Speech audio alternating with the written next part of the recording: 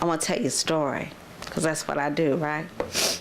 So, a long time ago in a place far away known as Indiana, I was in law school, and it was in the mid-'80s, right? So, it was like 2:30, 3 o'clock in the afternoon, and for reasons that I still do not understand, will never come. I have no clue. I did not have a car, and on this particular day, at almost 3 o'clock in the afternoon, I decided what I really need to do in life was go to the grocery store, which would not have been an incredible event, except at 4 o'clock in the afternoon, I was supposed to have a meeting with the dean. I didn't have a car. The grocery store was about 4.5 blocks away, and it was walking away from the campus. And then I was going to have to walk about 6 or 7 blocks to get to my meeting. I have no idea what planet I was like on, but I made this decision. So I'm at the grocery store, and I'm not kidding, I literally bought like 3 things. This is a trip that could have waited. So I'm standing in line, and there's this woman in front of me, and I heard her whisper to the cashier, when it gets to $8, stop. And I really didn't kind of take it in, but, you know, I heard it. And I'm watching, you know, and this tells you how long ago this was, right? So she had a box of cornflakes, she had a carton of milk, she had a carton of juice, and some strawberries. Now, we all know that right now, under current conditions, she would have got 2 things, right? That would have been it. That'd have been it. And she had like some hamburger, right? So this was a really long time ago. It was out in Indiana. So I'm watching this stuff go, and I'm still not really focused. And then she had a box of strawberries. She had a pint of strawberries, and she had pushed those to last. So everything goes through. It gets to the strawberries, and the total is $8.36. And I see her lean over to the cashier, and she's telling her to put back the strawberries. Now, this was like a really, really long time ago. And so back in those days, this was the process. The cashier raised her hand and said, I have an overring.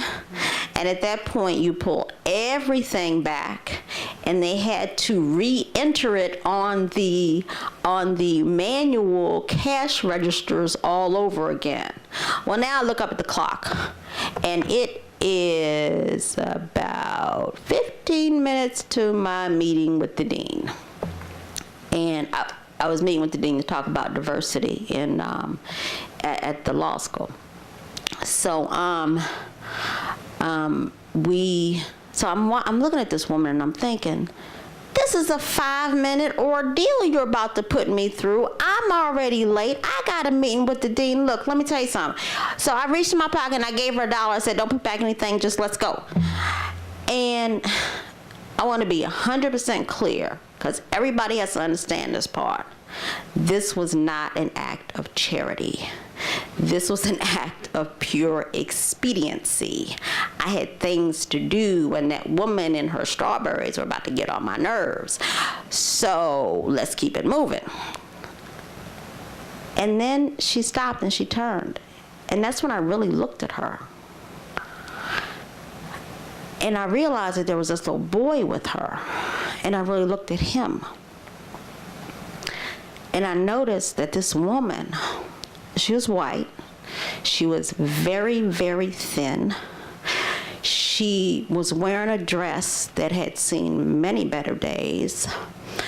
The little boy was about 8 or 9 years old. He had on hand-me-down clothes, because they didn't make those kind of clothes. They hadn't made those kind of clothes in quite some time. And they were faded and old. And it hit me at that moment who these people really were and why all she had was really $8. And as I'm looking at her in this scene, she comes at me and she embraces me. She hugged me so hard that she literally picked me up off my feet. And when she let me go, there were tears in her eyes. And she said, "Thank you. I don't have to put back the strawberries." And I understood then that the strawberries were not for her, they were for that boy.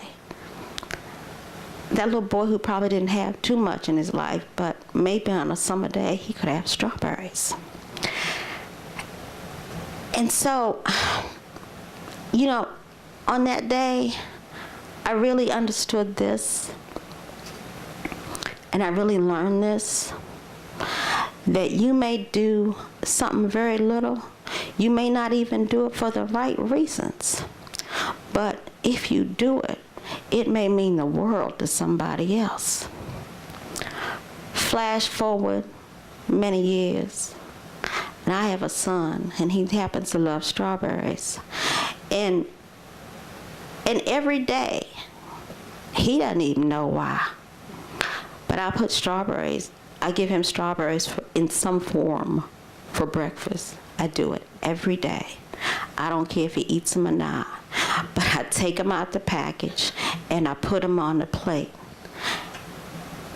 And I do it to always remind myself about that woman and that boy, about my ability to give this child strawberries, and my commitment to make sure every child can have strawberries, because that's what's really important in the world. So I did make my meeting with the dean. We did make some progress on diversity, and on some days I think maybe the lesson from this story is really this, that as I've done the things I've done, that it's not just been about race, it's not just been about inequity, it has been about class too. It has been about making sure that people can get what they need in this world, because there's so much in this world to have. And that every day, there should be no child that shouldn't have some strawberries.